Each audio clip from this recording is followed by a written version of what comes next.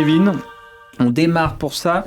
Explique-nous, pour démarrer sur le titre, Crescendo. En quoi Copilot croque la pomme. C'est quoi ta grosse annonce? Et puis, voilà, qu'est-ce qui s'est passé plus globalement dans l'univers de l'IA générative sur le marché ces dernières semaines? Le disclaimer, c'est vrai que jusqu'à présent, on parlait beaucoup de Microsoft 365 Copilot ou des solutions d'entreprise. Là, toutes les actualités, ça concerne plus l'IA générative, mais grand public. Donc, c'est pas forcément entreprise. La première news, c'est que du coup, Copilot, parce que ce qu'il faut savoir, c'est que Microsoft propose Microsoft 365 Copilot pour les entreprises et il y a Copilot pour le grand public qui ont des licences Office traditionnelles, etc.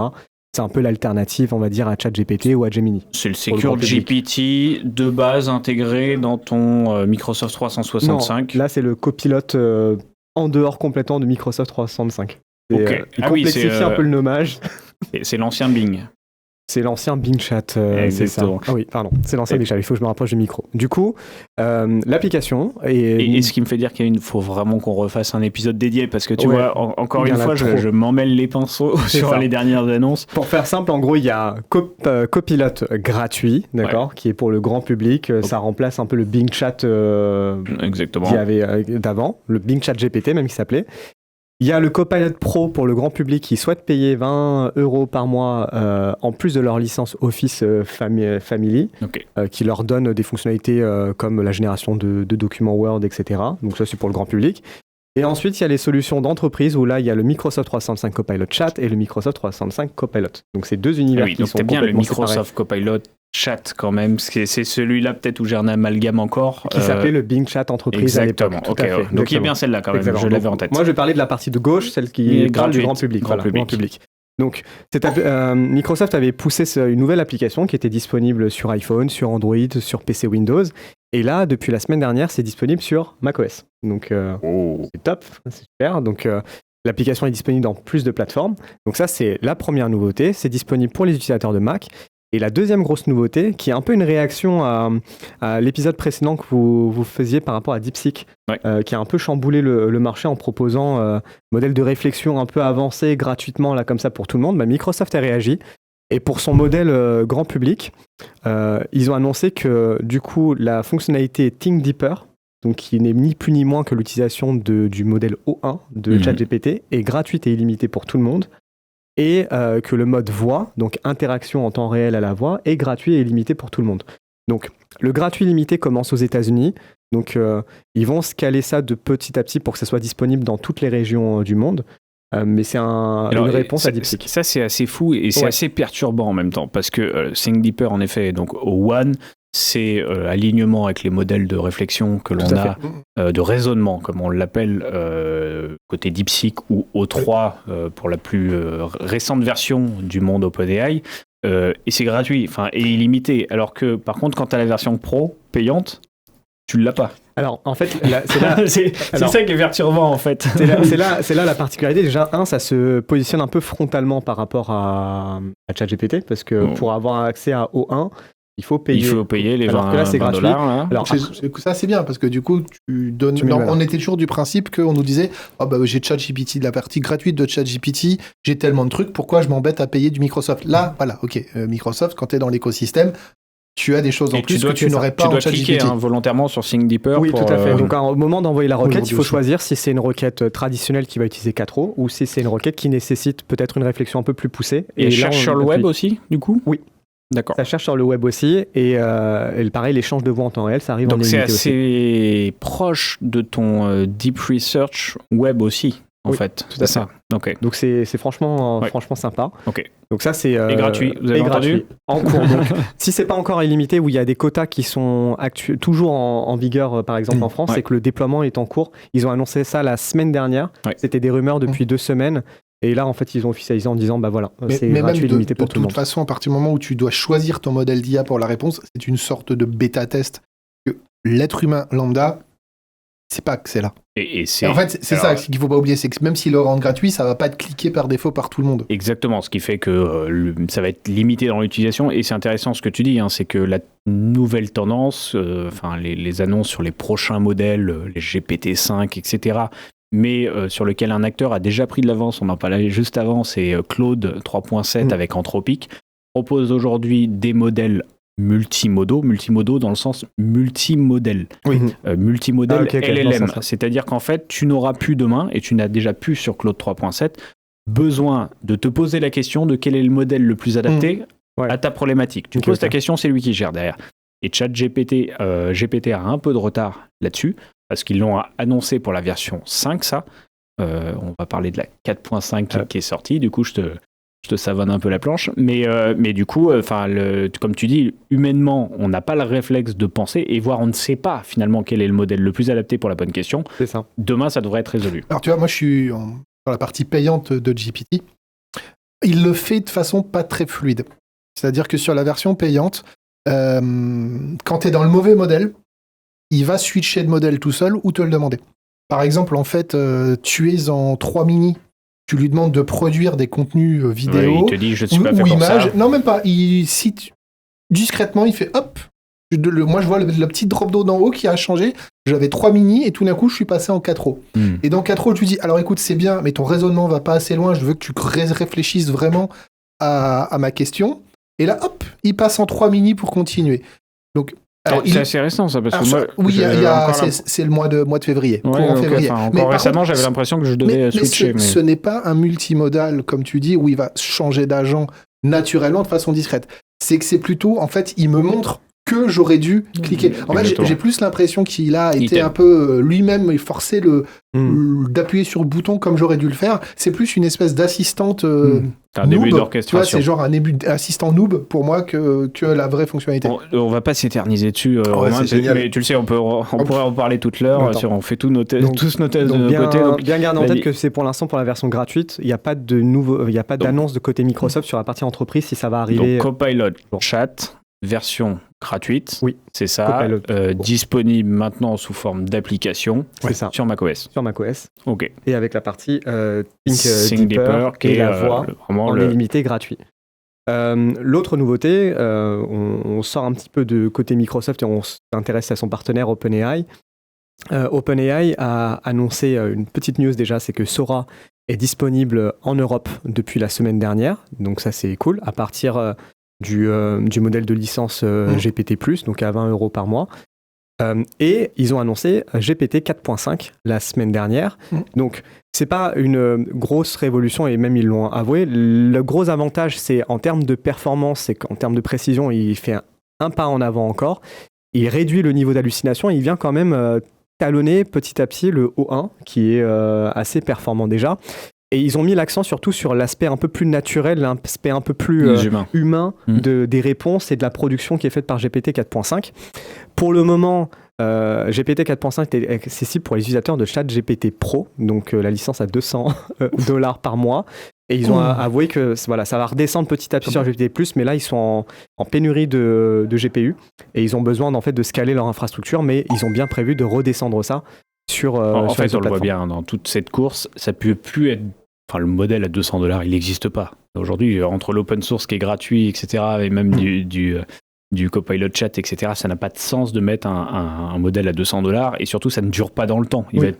T'es tellement dépassé par la concurrence à tout moment que ton modèle, tu serais le seul à le faire, ce serait viable. C'est pas le cas aujourd'hui. Moi, le modèle à $200, pour moi, je le vois comme un Patreon, comme tu vois, c'est-à-dire c'est je finance la recherche. J'ai envie de financer la recherche et on me donne accès en avant-première à des trucs vraiment spécifiques à OpenAI, mais il faut voir le plus comme étant j'ai envie de faire des dons que comme étant vraiment nécessaire. Par contre, le passage gratuit 20 €, il est costaud. Hein. Moi, j'ai fait la bascule il y a un petit moment.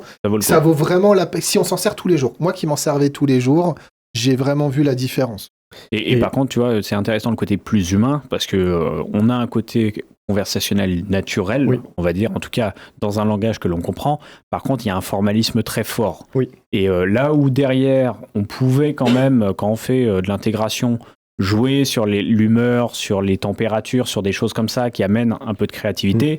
On sent que si tu poses une question technique à un GPT, il te répond toujours avec le même formalisme, très à l'américaine, avec des bullet points, etc. Et c'est peut-être ça qui va être cassé. Ils ont travaillé là-dessus. Pour l'instant, il y a 3 limites. Donc la première, je l'ai dit, c'est pour la licence, c'est pour le modèle le plus cher. La deuxième limite, c'est qu'il n'est pas multimodal pour le moment, contrairement à un 4.0. Et il n'y a pas le mode interaction à la voix qui est disponible. Ça, c'est uniquement 4 parce que c'est multimodal. Mais c'est un modèle plus fin, on va dire. Ça. Mais le côté positif, c'est que, et impressionnant, on parlait de la vitesse d'intégration de Microsoft. Moins de 24 heures après l'annonce, Microsoft a annoncé que 4.5 était déjà disponible en preview sur Azure. Ça on l'a compris. Maintenant, ça joue à la journée si c'est pas des fois dans l'heure. Exactement. Donc ça, c'était... la deuxième news. Ouais, voilà. L'avant-dernière news... c'est Amazon, parce qu'on a beaucoup parlé de Google, on a beaucoup parlé de Anthropic là, DeepSeek, etc. Mais en fait, Amazon était resté silencieux quand même sur la partie IA générative, on va dire, grand public. Donc, ils ont fait une grosse annonce fin de semaine dernière. Même si, ça fait un moment que sur Amazon.com, ils ont sorti un assistant intelligent avec de l'IA-Gen qui t'aide maintenant à chercher des produits, etc. Mais là, C'était très discret, je trouve, mais là, ils ont poussé petit assistant le curseur à fond sur la droite. Donc, Amazon a une plateforme qui s'appelle Alexa, donc qui est très reconnue parce que c'est beaucoup utilisé dans ce qui est domotique, etc. Et la force d'Amazon, vu que c'est une plateforme marchande, c'est qu'ils ont déjà plus de 10 000 connecteurs à des services de musique, à des services de courses, de dépannage, etc., de bookage de tickets. Donc là, ils ont rajouté la partie IA générative, donc ils ont appelé ça Alexa+. Donc qui est toujours sur l'espèce de Google Home, pour le dire comme ça. C'est Alexa, le concurrent de Google Home, ton petit haut-parleur que tu as à la maison. Qui était là avant même d'ailleurs. La grosse force là, de ce qu'ils ont fait, c'est que la vision un peu d'agent dont on entend parler depuis un certain temps, que OpenAI commence à pousser, que ça réalise des actions à ta place, et bien là c'est annoncé dès la mise à disposition d'Alexa. Donc comme Alexa a déjà tout un tas de connecteurs, plus de 10 000, et ben ils ont montré des démonstrations en live, et ce qui était assez intéressant, où tu peux demander à Alexa de commander ton Uber Eats ou de prendre rendez-vous pour venir réparer ta machine à laver. Donc tout ça va être accessible dès le mois prochain en preview très limité en termes d'accès. Ce sera compatible avec la plateforme des produits Alexa qui est déjà disponible. Ça représente 600 millions d'appareils dans le monde. Il y a une application mobile qui va être revue. Il y a une plateforme web qui va être mise à disposition qui va permettre à chaque utilisateur de rajouter son contexte personnel à lui en plus, en droppant des mails, des photos, des vidéos, des fichiers, tout un tas de choses pour que contextuellement, ils comprennent qui tu es. Il est capable d'interpréter et de se connecter à tous les appareils domotiques, par exemple ta sonnerie connectée avec la caméra, et tu peux lui dire est-ce qu'on m'a déposé un colis il y a 2 jours, par exemple. Il est capable aussi de comprendre l'émotion, la voix, la timbre de voix. Donc tout ça, c'est assez impressionnant. Et ça va être mis à disposition petit à petit pour tout le monde à $20 par mois. Mais là où ils ont tapé fort, c'est que pour tous les abonnés d'Amazon Prime, Alexa Plus sera gratuit. Donc tout ça, ce sera... Ce que j'aime bien dans ce que tu me racontes, c'est qu'on parle beaucoup du monde agentique, de l'agentique, des agents, etc., qui est en train d'arriver en entreprise, et on voit qu'en entreprise, c'est quand même relativement complexe à mettre en place. Il y a beaucoup de pré-travail. Ce qui est intéressant dans le monde public à la maison, c'est que ça te coûte rien d'aller allumer un épisode Netflix ou de commander ton Uber. En termes d'impact, c'est quand même faible. C'est assez simple comme scénario, et pourtant assez puissant, en effet, dans de l'utilisation quotidienne. Tu vois, c'est ce qui avait introduit la domotique Google Home et Alexa il y a déjà longtemps, mais avec plus d'intelligence.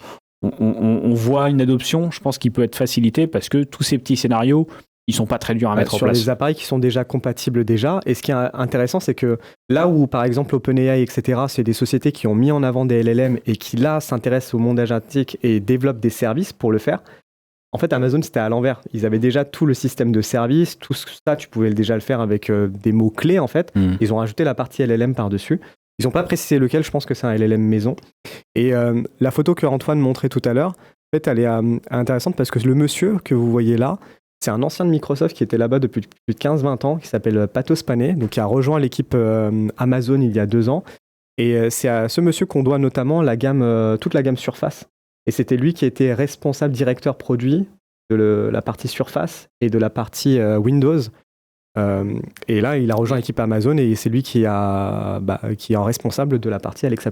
On reboucle encore une fois avec Microsoft à chaque fois. Exactement, gros mercato. C'est ça. Et la dernière petite news, c'est que Apple Intelligence, dont on avait parlé dans un précédent épisode, est disponible en France en bêta depuis 2 semaines pour les appareils compatibles, donc iPhone 15 Pro, iPhone 16, iPhone 16 Pro. Ils ont répondu à ta frustration. Ils ont répondu à ma frustration. Et du coup, moi, j'ai fait le test, ça marche plutôt bien. Donc, quand on demande à Siri, on pose des questions maintenant. Quand il ne sait pas répondre, il demande à ChatGPT. Donc, j'ai posé la question de ce qu'il pouvait me dire, qu'est-ce qu'était l'émission Les Têtes dans le Cloud. Et il répond, en fait, alors qu'avant, Siri t'envoyait bouler. Et il y avait une question à l'époque qu'il allait te demander l'autorisation d'aller requêter. Oui, tu peux. Moi, je l'ai désactivé. Donc d'accord, ça peut être naturel aussi. Ouais, tu peux soit laisser activer et il te dit explicitement je vais envoyer ça à ChatGPT, est-ce que tu es d'accord? Moi, je l'ai désactivé, donc il me prévient juste écoute, je suis en train de voir avec ChatGPT. Il dit à ChatGPT. Ouais. Ah ouais, ok. Ah, c'est hyper transparent. Et ça prend en compte ton abonnement. C'est rapide en plus. S'il parle en Gibber, ça peut être très rapide. Ce qui est intéressant, c'est que c'est un vrai partenariat, c'est pas une marque blanche. Tu vois, ils opèrent pas un ChatGPT derrière et ils te disent j'envoie ça à ChatGPT. Et tu peux l'utiliser soit sans te connecter. Tu peux soit l'utiliser sans te connecter, soit en te connectant et ça prend en compte du coup les licences et les sans te connecter, c'est-à-dire que oui, c'est ce qu'on avait expliqué en déployé. Sans te connecter, ok. Sans te connecter, complètement anonyme. Par contre, ce qui est bien, c'est comme tu as dit, c'est la transparence parce qu'il y a plein de soi-disant startups qui ont inventé un produit miracle qui ne font que consommer du GPT gratuit. Enfin, là, il te le dit. Là, au moins, c'est propre, c'est honnête. Il te le dit. On va fermer sur ces news. Yes. Donc, la grosse news quand même, c'est la dispo de Copilot. Sur Mac, exactement. Et pour toi, la dispo de, comment ils appellent ça, Apple Intelligence en France, c'est ce que je retiens sur les gros enjeux.